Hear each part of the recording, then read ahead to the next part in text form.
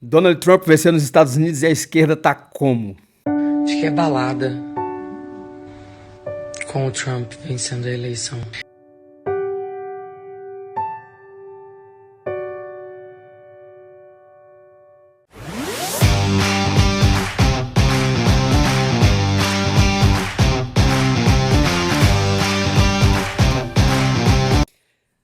Fala galera, beleza? Tudo bem com vocês? Então, depois da vitória do Donald Trump nos Estados Unidos, a esquerda mundial está em polvorosa. E tá tão engraçado ver os jornalistas brasileiros tentando explicar o porquê que a população americana preferiu Donald Trump do que a Kamala Harris. Então tá uma choradeira terrível, tá um negócio fora de sério. A gente vai reagir a alguns vídeos aqui, né? Alguns jornalistas tentando explicar o porquê que a Kamala Harris perdeu ali nos Estados Unidos. E assim, alguns vídeos de jornalistas se lamentando, chorando. Vamos lá, vamos conferir aqui.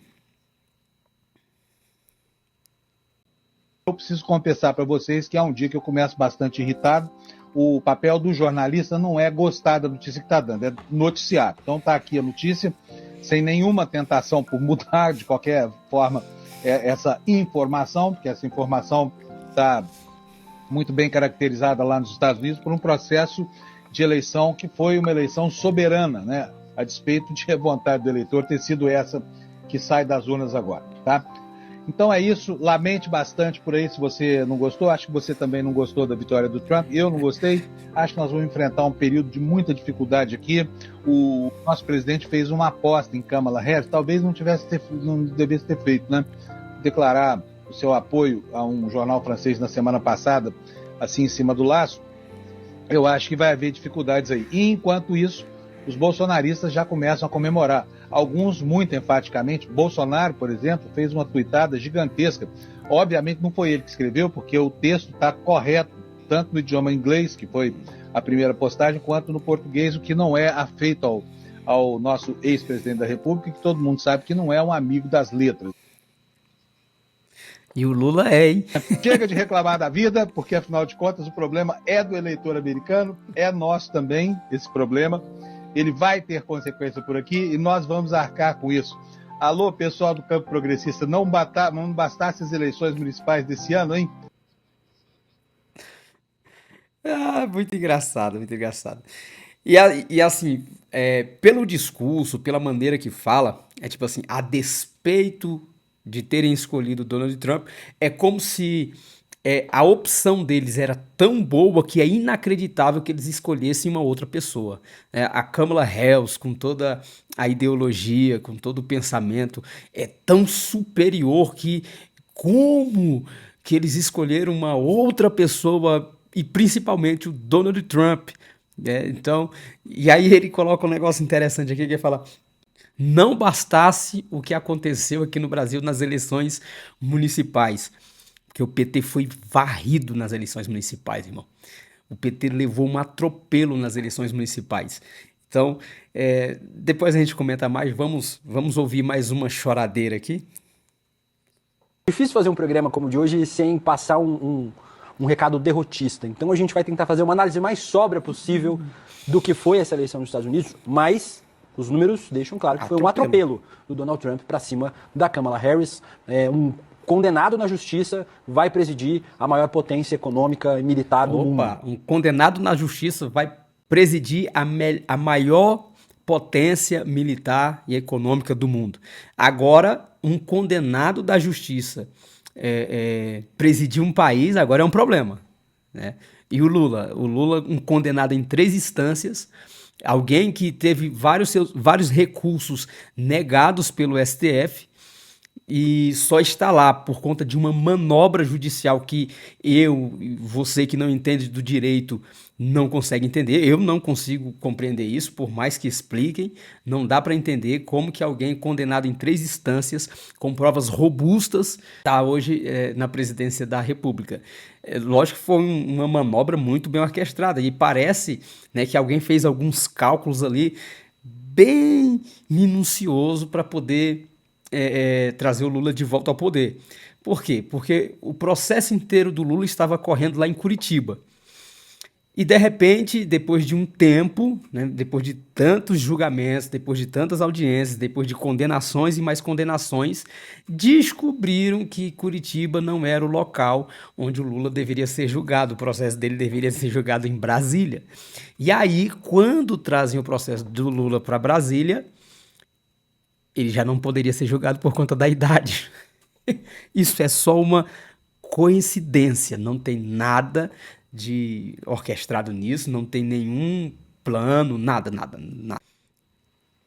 Então, as implicações disso para as relações externas com o Brasil, para a América Latina, né, para a extrema-direita ao redor do mundo, é o que a gente vai tentar debater no programa de hoje aqui. Então, fiquem juntos com a gente até as 10h30, que juntos a gente vai tentar encontrar caminhos para que o dia de hoje seja menos pesado do que parece ser. Ai, ai, que legal.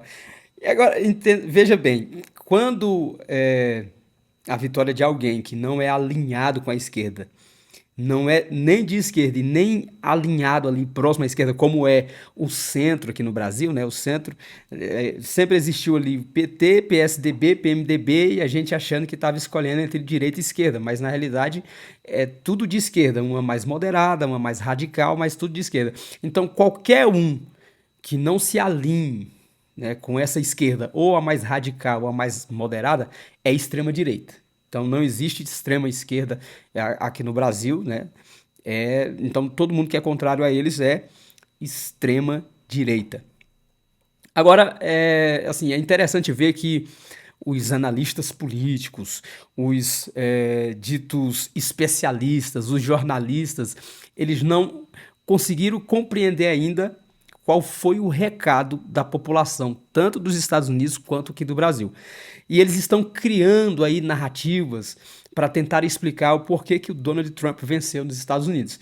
Uma delas é de que a população americana é misógina, eles não queriam votar em uma mulher, então não votaram na Kamala Harris apenas porque ela é uma mulher. Olha só o que disse aqui a Sandra, acho que é Globo News, né? Ou CNN, alguma coisa assim. Essa é a justificativa de algumas pessoas que podem ter falado. As pessoas têm vergonha de dizer que são misóginas, sabe? Eu acompanhei várias pessoas falando na Geórgia, na Carolina do Norte, que não querem uma mulher na presidência. Desculpa, mas nesse assunto... Calma, vou dar uma pausazinha aqui, porque ela vai tentar dar uma lacrada aqui e o Demétrio passa por cima dela com um rolo compressor. O Demétrio, ele é de esquerda, mas pelo menos a gente acompanha aqui algumas coisas, algumas falas dele, que ele se coloca contra o pensamento dos seus colegas ali, que é muito engraçado, é muito divertido de ver. E nessa daqui ele dá uma... Olha só. Que pauta identitária, ninguém mais tem paciência. Mas quem tem lugar de fala sou eu. O caminho para as mulheres é mais difícil. Não, eu também tenho lugar de fala. É mais difícil não, as pessoas... Não, eu tenho lugar de fala também porque eu sou um analista como político. Mulher? Não. Você é mulher? Veja, eu analiso eu sei, o meu voto amor, mas de todos os setores do a eleitorado misoginia em qualquer é uma país. coisa real. Isso é uma questão profissional. Presta atenção na cara dela, que ela agora vai se desfigurar, vai mudar de cor. Ali, se ela pudesse enfiar a cabeça dela em algum buraco, algum lugar, ela faria. Olha a cara dela. Sandra, eu faço análise política de todos os setores do eleitorado em países diferentes. Mas você está mansplaining para mim, essa né? é uma questão profissional. Se você diz que eu não posso analisar o comportamento de parte do eleitorado nesse ou naquele país, foi isso que eu disse. Você está proibindo que eu exerça a minha profissão. Muito bom. E veja bem, ela está querendo dizer aqui que não votaram na Câmara simplesmente porque ela é uma mulher. Mas o povo também não iria votar em Joe Biden. Tanto é que arrancaram o Joe Biden da campanha, porque talvez se tivesse o Joe Biden lá, o atropelo ainda ia ser maior. Eles de última hora ali jogaram a Câmara na disputa para ver se conseguia reverter a situação. Então não é porque ela é uma mulher. É porque o povo americano não queria votar na esquerda. Isso é um forte recado para essa turma, né, da cultura woke, aí, porque a Kamala Harris ela se coloca como uma representante dessa cultura. E o povo americano disse, nós não queremos isso aqui. né? E é importante que também a indústria do cinema preste atenção nesse recado, porque, cara, tá difícil assistir até filmes de heróis, tipo, filmes da Marvel, que a gente gostava muito de assistir. Só tem lacração desses filmes, estão perdendo bilheteria, perdendo dinheiro, tendo prejuízos, mas ainda assim continuam insistindo nessa cultura. E isso é um forte recado do povo americano, né, para essa cultura woke. E espero que eles escutem e produzam os filmes que a gente, né, sempre gostou de assistir. Beleza? Então, não tem nada a ver com misoginia, não é porque ela é uma mulher. Se fosse Joe Biden, a taca ia ser maior ainda. Pelo menos era o que estava se prevendo. O outro comentarista aqui diz que o grande problema, né, do Joe Biden, da esquerda nos Estados Unidos, é uma questão que o Lula também está enfrentando aqui no Brasil, é a falta da comunicação. Esse daqui, para mim, foi um dos piores. Um dos piores. A cara de pau que esse cara tem para falar uma coisa dessa que ele vai falar agora. Presta atenção. Recado que o Trump está passando para o Lula e que o Lula tem que entender.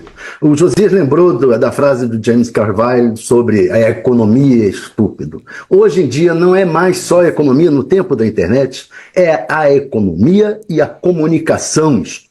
Por quê? Porque disse o Trump, por exemplo, a frase que ele usou muito nessa campanha, inclusive nesse discurso, foi: vocês estão melhores agora do que antes? O Biden tem uma boa administração da economia, uma boa gestão da economia, assim como o Lula aqui. Mas ele não conseguiu comunicar essa gestão. Assim como o Lula não está conseguindo comunicar essa gestão da economia, essa boa gestão da economia aqui. A impressão geral é de que a economia está mal. Quando todos os índices são óbvio. bons. E se o Lula não cuidar disso, de passar para a opinião pública a impressão de que as pessoas estão agora melhores do que antes, se não pegar esse recado das urnas nos Estados Unidos, ele corre sério risco aqui em 2026. Cara, como que o cara tem a cara de pau de dizer que o problema dos Estados Unidos e do Brasil é simplesmente a comunicação? Ele disse que o Lula conseguiu controlar as contas públicas, que a vida do brasileiro está melhor do que antes. O único problema é que o Lula não está conseguindo comunicar isso. Cara, tem que ser muita cara de pau pra falar uma coisa dessa, mano. Gasolina aumentando, cesta básica aumentando, a picanha, que ele falou que, né, o pobre voltaria a comer picanha, aumentando, impostos aumentando, eles criando cada vez mais impostos, né, taxando um monte de coisa, e o cara tem coragem de dizer que a economia do Brasil está melhor, está controlada. O Lula não consegue controlar os gastos públicos.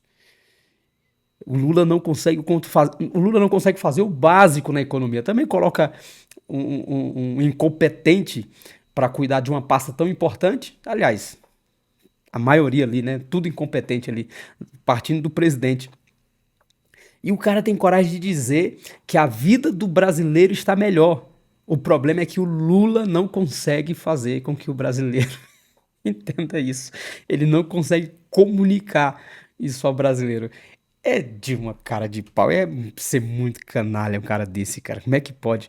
Então, o problema é da comunicação. Lula não está conseguindo comunicar ao povo brasileiro que a vida dele está melhor. Aí eu pergunto para você, lógico, tirando aqueles que são fanáticos, né, os esquerdistas fanáticos, para esses aí, eles podem estar comendo, como na Argentina um tempo, o pessoal desenterrando carne podre para comer. Essas pessoas podem estar na pior miséria, mas para eles o Lula é o melhor presidente de todos os tempos e acabou. Não interessa se a crise econômica está batendo no teto, não interessa se a inflação está batendo no teto, não interessa se o juro está batendo no teto, não interessa se está se criando cada vez mais impostos. Para essa turma, está excelente. Tirando essa turma, a população mesmo que não está ligando para essas questões ideológicas, elas querem comida na mesa, querem segurança, querem emprego. Para essa turma, a coisa não está boa. Não vem com essa de dizer que é só problema na comunicação. Não, senhor, a coisa tá feia. Espero que em 2026 a população brasileira dê uma resposta da mesma maneira como fizemos aí nas eleições municipais. Vamos agora ver o outro que está dizendo que a culpa são das fake news, que o Elon Musk criou uma rede de desinformação e por isso o Donald Trump conseguiu vencer as eleições. Olha só. Então, Mário, no dia 20 de fevereiro agora, do ano que vem, eu completo 36 anos nos Estados Unidos, né? E realmente é um grande choque. Eu acompanho a política americana desde pequeno, mas evidentemente quando eu cheguei lá em 89, passei a acompanhar diariamente, né? E é muito curioso ver o pessoal falar sobre política americana no Brasil, porque realmente o pessoal perdeu completamente a noção do que realmente acontece lá, né? Acabei de ler no site de vocês, o ministro de Estado aqui brasileiro falar que não tem risco nenhum do Trump interferir no que vai ser os próximos 2 anos. Eu falei, meu Deus, o povo não tem a menor noção do que está acontecendo no mundo, né? E é um choque. Amigos meus cientistas falando que querem ir embora dos Estados Unidos, metade do país ainda não acreditando no que aconteceu, toda sorte de teorias para tentar explicar, porque eu não sei se vocês notaram, né, um dos aspectos menos discutidos na grande imprensa, mas que está por todo lado nas redes sociais americanas e aqui, que né, a gente pode ver em qualquer lugar, é que da última eleição de 2020 para hoje, de 15 a 20 milhões de votos democratas sumiram. O Trump teve 3 milhões de votos a menos, mas a Kamala Harris teve por volta de 20 milhões de votos menos do que o Joe Biden. Só que esses votos não aparecem em lugar nenhum. Então, ou esse pessoal ficou em casa para não votar, o que é curioso, porque talvez a maior, dos últimos 20 anos, talvez tenha sido o maior número de pessoas que foram votar com antecedência, né? Então, isso não está batendo. Então, todo mundo está à espera de uma explicação, porque lá você pode votar pelo correio, com antecedência, você pode votar com antecedência, e várias pessoas falando, né, que esse fenômeno aqui das pessoas não quererem ir votar, lá nos Estados Unidos eu não sei, né, qual a razão, mas aqui no Brasil a gente pode cogitar mais ou menos aí o que deve estar acontecendo. Acredito que duas coisas, né, podem ser aí fatores decisivos para isso.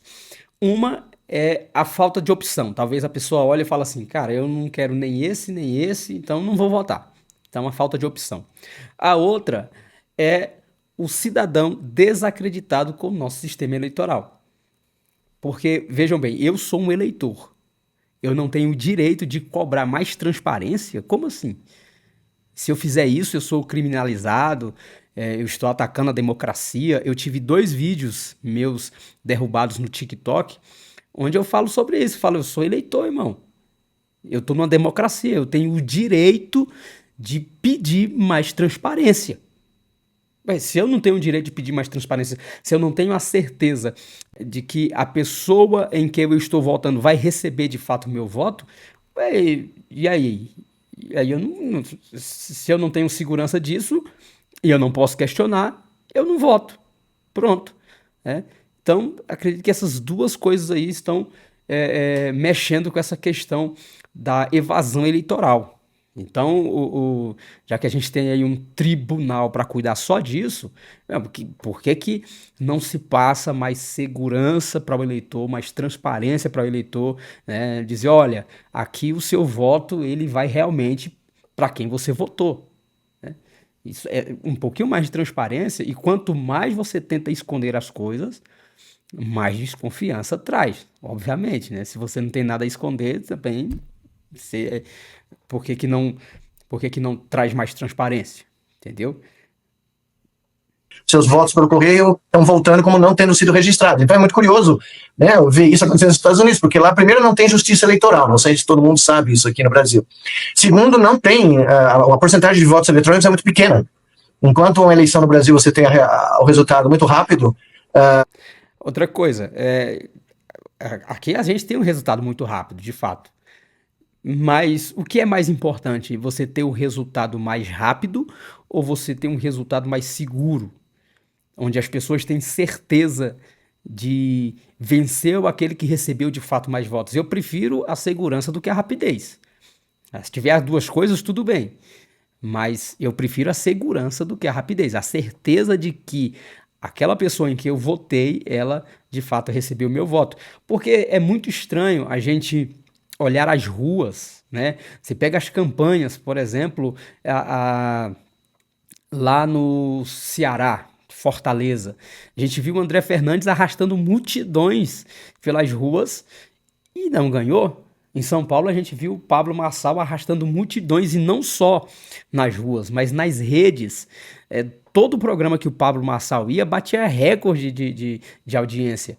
E o cara não ganhou. Então, assim, você fica olhando e as urnas não traduzem aquilo que as ruas estão dizendo. É só ver quando o Bolsonaro vai em algum lugar. A quantidade de pessoas que vai recepcioná-lo, aquela algazarra, aquela festa, e o outro, o vencedor nas urnas, não consegue colocar a gente dentro de ginásio. Nos Estados Unidos, como a gente viu em 2020 ou nos anos anteriores, pode levar quase uma semana. Né? Ainda existem eleições que não estão decididas, então ninguém sabe quem vai ficar com o Senado virou republicano, mas ninguém ainda tem a decisão da Casa dos Representantes, da House of Representatives.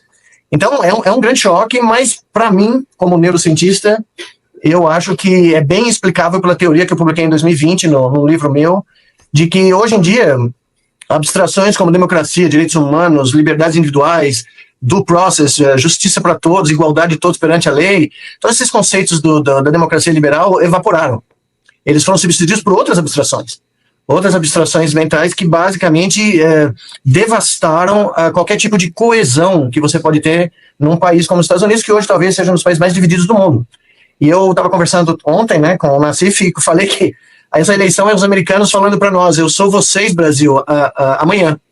Porque o que aconteceu lá nessa eleição, em termos de desinformação, em termos de uso de toda sorte de estratagemas, de fake news, uso das redes sociais, né, o nosso querido Elon Musk usando a sua rede social para basicamente criar uma plataforma de desinformação e favorecendo o Trump, né? Porque todas as gafes que o Trump cometeu nessa campanha, coisas absolutamente inacreditáveis, não tiveram impacto algum.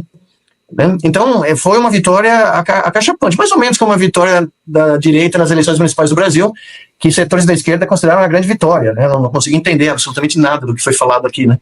Mas mostra que a coordenação da extrema-direita mundial é muito mais eficiente, muito mais operacional do que a gente fala normalmente aqui. Vai ser um desastre para o mundo, né? Não só para os Estados Unidos, mas para o mundo.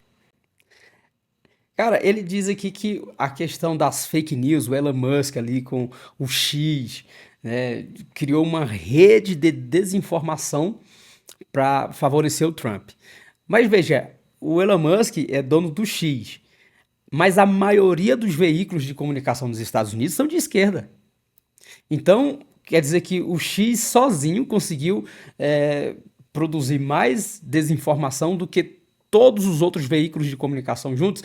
E vejam só, com todas as tentativas que eles fizeram, né, de desumanizar o Trump, de demonizar o Trump, chamando o Trump de todo tipo imputando a ele todo tipo de crime, coisas horrendas, dizendo, não, ele é misógino, ele é nazista, ele é isso, ele é não sei o quê. Então quer dizer que as fake news e as desinformações dos outros veículos não tiveram nenhum impacto. Aí as supostas fake news do Elon Musk foram quem elegeram Donald Trump nos Estados Unidos. É cada onda, mano. É cada análise bizarra para não reconhecer o óbvio, não reconhecer que a sociedade não compra mais esse discursinho ideológico da esquerda, esse discursinho que está mais preocupado com banheiro para trans do que com a segurança do pai de família que sai de manhã cedo para trabalhar. Um discurso que é voltado para aquelas minorias que são pró, né, esses partidos, do que com a comida na mesa do povo. O povo quer comida na mesa, o povo quer emprego, o povo quer segurança, é isso que o povo quer. Só que a esquerda quer ficar em discursos ideológicos que na prática não resolvem nada, não melhoram em nada a vida de ninguém. E o que a sociedade, a população está dizendo nós não queremos isso. Basta, chega. Isso realmente encheu como a própria Sandra disse lá, eu sei que esse discurso já ninguém aguenta mais, mas eles continuam reproduzindo. Me diz o pai de família, a mãe de família que está lá na periferia, que está passando necessidade, qual a importância para ela a aprovação de um pronome neutro? Qual a importância? O que isso vai mudar na vida dela? Então são pautas que a esquerda levam até as últimas consequências, tem como prioridades, mas que não muda a vida de ninguém. Então o povo está cansado disso. Né? O povo está cansado disso. E olha só, a melhor análise que eu vi, uma das melhores análises que eu vi até agora foi essa daqui. Presta atenção. É importante falar com clareza. A vitória de Donald Trump foi monumental, foi maiúscula. A volta dele à Casa Branca pode ser definida como triunfal. Os analistas falavam que ia ser uma eleição apertada, uma das mais apertadas de todos os tempos. Os institutos de pesquisa falavam a mesma coisa. Não foi o que aconteceu. Donald Trump tinha sido derrotado na eleição passada e a verdade é que a gestão de Joe Biden não conseguiu se manter no poder, que é o que escreveu o jornal americano The New York Times, que apoiou a candidata democrata Kamala Harris. A vitória de Trump, disse o New York Times, pode ser definida como um voto de desconfiança aos líderes políticos que moldaram a política americana das últimas 3 décadas. Se você gosta de história, Donald Trump passeou por 3 listas. Primeiro, a lista dos 9 presidentes americanos que cumpriram o primeiro mandato, disputaram a reeleição e perderam. Aí ele falava em voltar, muitos falam, mas parecia que ele ia ficar só nisso. Aí ele entrou para uma segunda lista, a dos 4 presidentes americanos que, tendo perdido a reeleição, voltaram a disputar 4 anos depois para tentar um novo mandato, não consecutivo, né? A Casa Branca. Com as 34 condenações criminais que ele tinha, muita gente achava que ia ficar por aí, só que não. E aí ele entrou para a terceira lista, se tornando o segundo presidente americano na história a vencer nessa situação. Um outro, um democrata, Grover Cleveland, século XIX, fez isso. Donald Trump voltou grandão, a maior economia do mundo, a maior força militar do mundo, escolheu o novo presidente, que tem lá sua lista de desafios para emplacar aquelas promessas de campanha, corte de imposto, deportação de imigrante legal, uma lista de outras promessas que ele vai tentar passar no Congresso favorável a ele. O poder que ele conquistou é impressionante. E o mundo político internacional, cada canto observa essa vitória por um ângulo de interesse, porque essa vitória tem efeito sobre o planeta todo.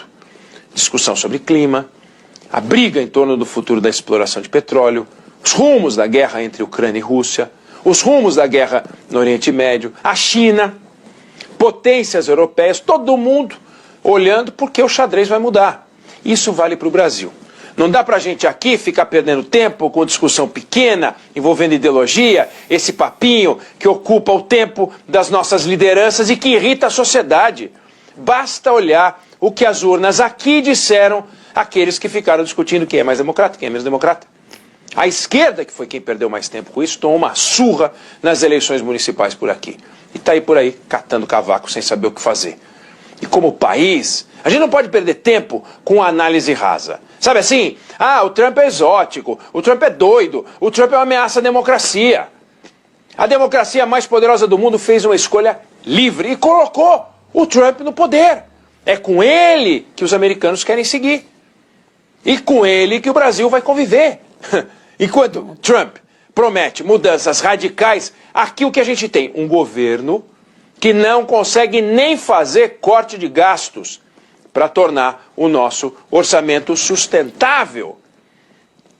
O que a gente tem que fazer é lição de casa para tornar a nossa economia atraente num cenário em que o presidente americano promete cortar impostos e se tornar um país que vai correr atrás do capital de longo prazo. Se o Trump vai jogar a economia americana para frente ou não, problema dos americanos. O nosso desafio é jogar a economia do Brasil para frente.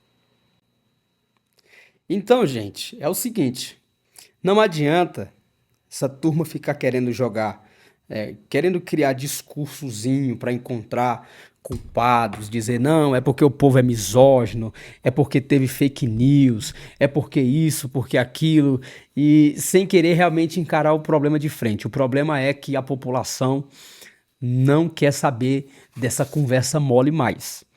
E sabe, tem uma outra questão aqui que eu acho que é importante falar, é assim, essa classe artística, eles têm mais influência do que deveriam ter, né? Porque assim, eu gostar de um artista pela sua arte é uma coisa. Agora, essa pessoa tem influência sobre em quem eu vou votar, que roupa eu vou vestir, aonde eu vou... Cara, isso é uma bobagem. É uma bobagem as pessoas ficarem esperando a opinião do artista para ele tomar a sua própria decisão. Não se pode negar que o Wagner Moura é um grande ator. Pronto. A opinião política dele é dele. Eu não tenho que seguir a opinião política dele só porque ele é um grande ator. Gente, então é o ator, é a atriz, é o jogador de futebol, é o cantor. Fica todo mundo ali, qual é a opinião? Eu quero ouvir a Anitta, eu quero ouvir... Meu amigo, pelo amor de Deus, aprenda a tomar suas decisões pensadas, raciocinadas, você buscando... Porque vejam só, aqui no Brasil, por exemplo, a classe artística induziu o povo, influenciou o povo a votar no Lula.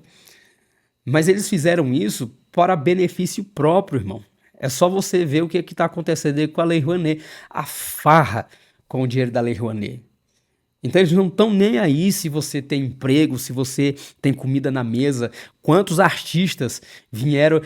Na pandemia, por exemplo, que a gente viu muito, foi artista em casa comendo queijos e vinhos, ervilhas, com Netflix, com isso, não sei o quê, dizendo, fica em casa, a economia a gente vê depois. Eu e você e eu, que precisamos trabalhar todos os dias para sustentar a nossa família, ouvir um negócio desse, e quem é que vai me sustentar? Quem é que vai pagar minhas contas? Quem é que vai pagar a feira do mês? Cara, então, daí você vê o descolamento da classe artística com a população em geral. Então, essas pessoas não podem... direcionar o seu voto, as suas decisões. Graças a Deus que eles estão perdendo bastante, né? Porque nas últimas eleições aí, a classe artística saiu em defesa do Guilherme Boulos, dizendo que ele é a melhor opção, ele é o mais preparado, o mais inteligente, intelectual, e eu olhando para a foto do Boulos, né, lá na USP, jogando bomba na USP, eu digo, cara, esse aqui é o mais preparado, esse aqui é o mais inteligente, esse aqui é o que está pronto, e você vê que o Boulos não conseguiu nada, né? Então, que nós possamos ser um povo que pense, que raciocine, que tome as nossas decisões de maneira pensada, sem ser influenciado por pessoas que querem nos manipular. Ok?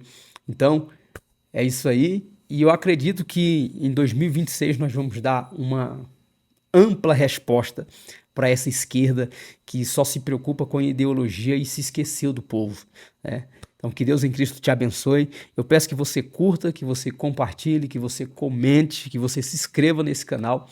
E até a próxima. Tamo junto.